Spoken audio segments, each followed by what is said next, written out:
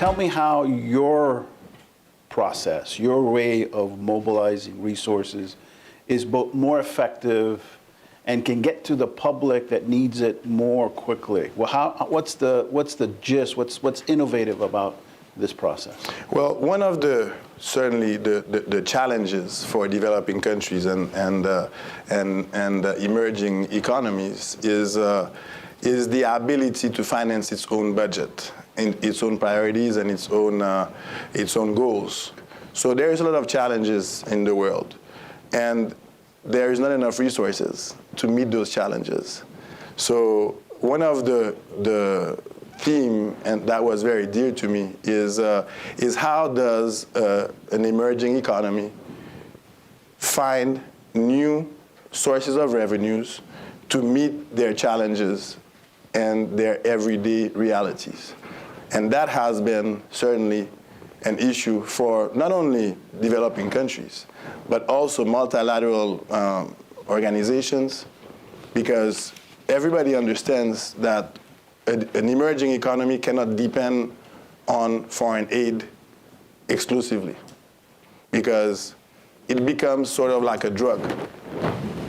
Every time you do a project, instead of looking inwards for financing, you look what the donor is going to say, what the donor is going to do, how much money is the donor going to be giving, instead of saying, okay, what can I do internally to raise the funds and execute the projects? So there comes the concept of innovative financing for development. And certainly the UN has an office that takes care of that. It's like a global coordinator, and it's led by the former French culture minister, Philippe Douste-Blazy, whose focus is on raising through micro surcharges, so to have a micro element make a mega difference. So the concept was initiated then to add €1 per flight ticket from France and out of France in order to fight AIDS in Africa. That was how the concept initiated. And then it expanded to about 15 countries. So there is right now 15 countries that have this micro surcharge, this €1, which makes absolutely no difference. If you travel to Paris, I'm sure many of you have been to Paris. Whenever you buy a ticket, well, €1 or $1.12 of that ticket will go to a fund to fight AIDS in Africa.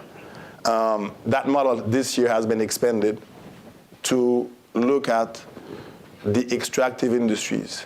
So there's many countries right now in Africa that have oil. So every time the oil is extracted, there's a few cents that go to a UN fund called Unit Life. It's also coordinated by Philippe Douste-Blazy. And that fund goes to fight hunger in those specific countries.